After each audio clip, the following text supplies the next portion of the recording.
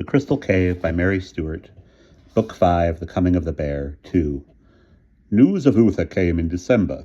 He had left London and ridden to Winchester for Christmas. I sent a message, got no reply, and rode out once more with Catel to where the giant's dance stood, frost-bound and lonely in the centre of the plain. It was the 20th of December. In a fold of the ground just beyond the dance we tethered our horses and lit a fire. I had been afraid that the night might be cloudy, but it was crisp and clear, and the stars, with the stars out in their swarms, like motes in moonlight. "Get some sleep if you can in this cold," said Catel. "I'll wake you before dawn. What makes you think he'll come?" Then, when I made no reply, "Well, you're the magician, you should know. Here, just in case your magic won't put you to sleep, you'd better put the extra cloak on. I'll wake you in time, so don't fret yourself." I obeyed him, rolling myself in the double thickness of wool, and lying near the fire with my head on my saddle. I dozed rather than slept, conscious of the small noises of the night, surrounded by the immense stillness of that plain, the rustle and crack of the fire, the sound of Catel putting new wood on it, the steady tearing sound of the horses grazing at hand, the cry of a hunting owl in the air, and then, not long before dawn, the sound I had been expecting, the steady beat of the earth beneath my head, which meant the approach of horses. I sat up. Catel, bleary-eyed, spoke morosely. "You've an hour yet, I reckon." "Never mind, I've slept. Put your ear to the ground and tell me what you hear." He leaned down, listened for perhaps 5 heartbeats, then was on his feet and making for our horses. Men reacted quickly in those days to the sound of horsemen in the night.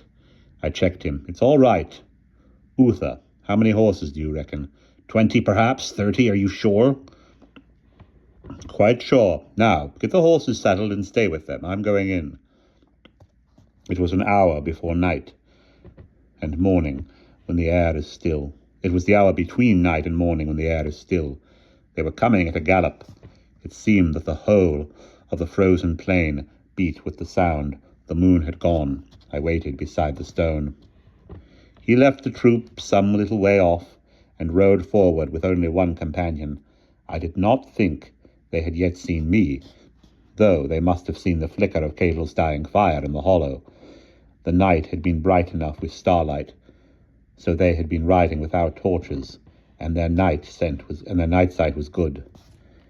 The two of them came on at a fast canter, straight for the outer circle of the dance, and at first I thought they would ride straight in, but the horses pulled up short with a crunch and slither of frost, and the king swung from the saddle. I heard the jingle as he threw the reins at his companion.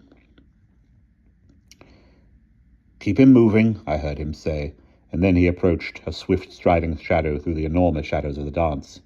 "Merlin." "My lord." "You choose your time strangely." "You choose your time strangely." "Did it have to be in the middle of the night?" He sounded wide awake, and no more gracious than usual, but he had come. I said, "You wanted to see what I had done here, and tonight is the night when I can show you. I am grateful that you came." "Show me what? A vision? Is this another of your dreams? I warn you." "No, there's nothing of that here, not now. But there is something I wanted you to see, which can only be seen tonight. For that, I am afraid we shall have to wait a little while." "Long? It's cold." "Not so long, my lord, till dawn." He was standing the other side of the kingstone from me, and in the faint starlight I saw him looking down at it, with his head bent and a hand stroking his chin. "The first time you stood beside this stone in the night," The first time you stood beside this stone in the night, men say you saw visions. Now they tell me in Winchester that as he lay dying, he spoke to you as if you were there in his bedchamber, standing at the foot of his bed. Is that true? Is this true?" "Yes." His head came up sharply.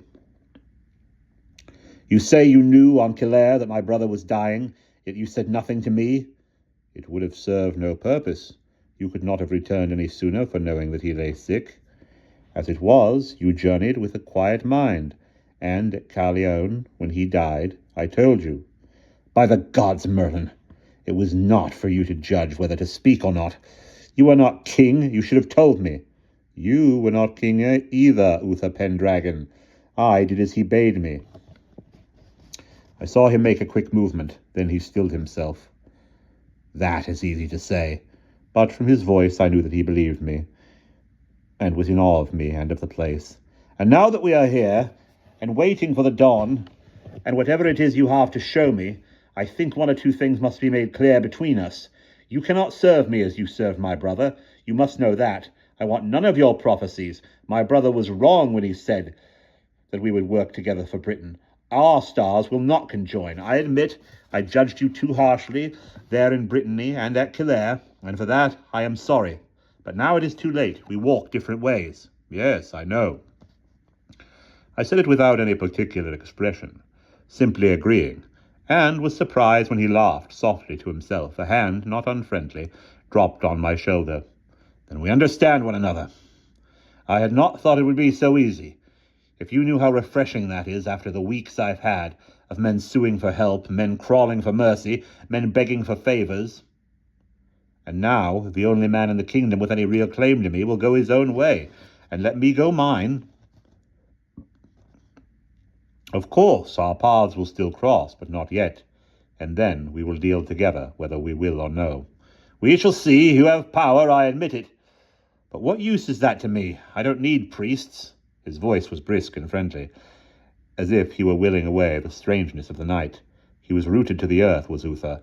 Ambrosius would have understood what I was saying, but Uther was back on the human trail like a dog after blood. It seems you have served me well enough already at Kildare, and here with the hanging stones. You deserve something of me, if only for this.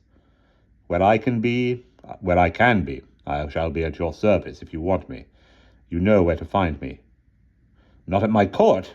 No, at Moradunum. It's my home. Ah, yes, the famous cave. You deserve a little more of me than that, I think. There is nothing that I want, I said. There was a little more light now. I saw him slant a look at me.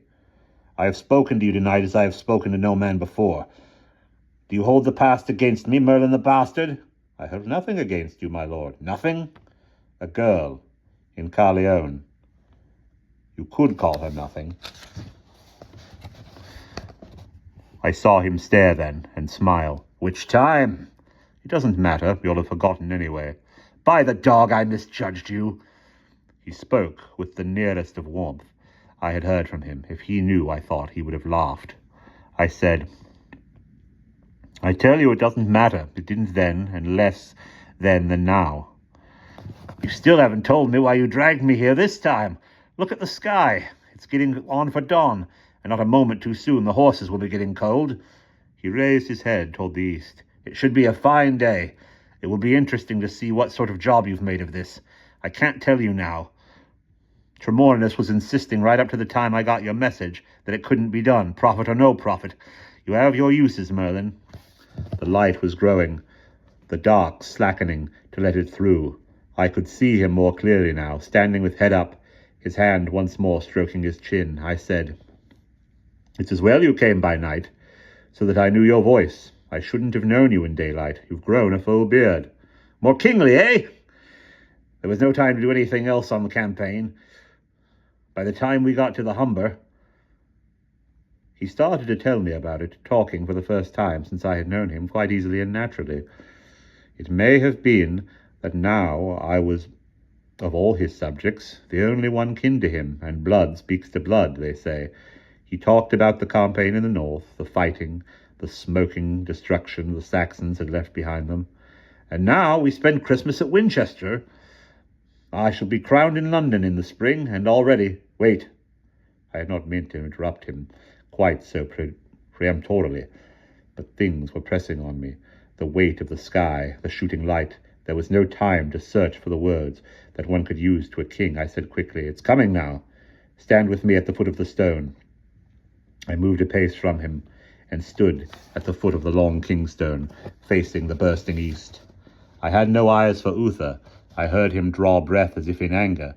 Then he checked himself and turned with a glitter of jewels and a flash of mail to stand beside me. At our feet stretched the stone.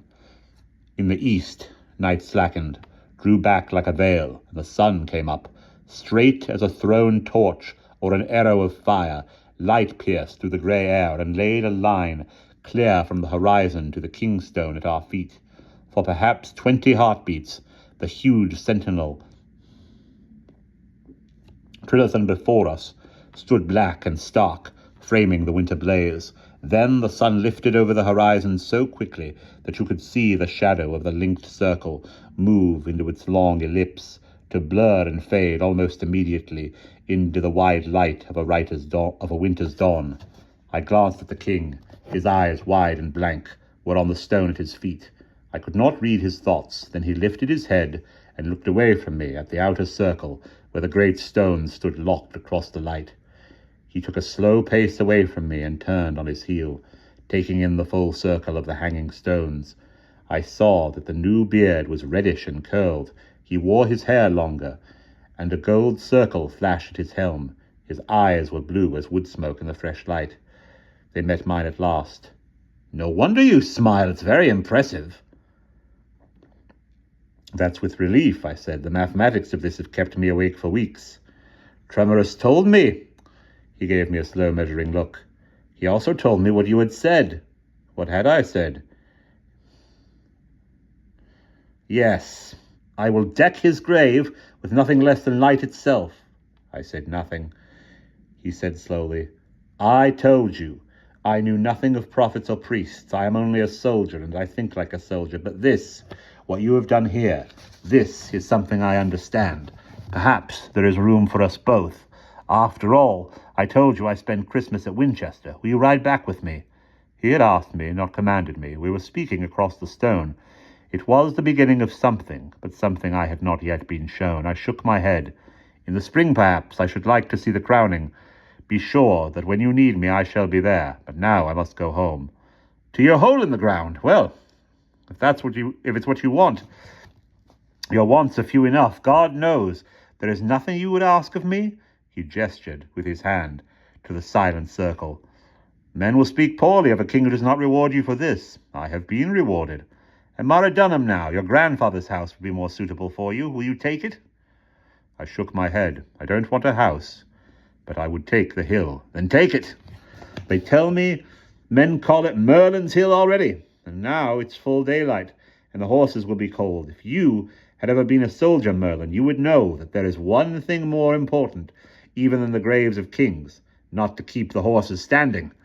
He clapped me on the shoulder again, turned with a swirl of the scarlet cloak, and strode to his waiting horse.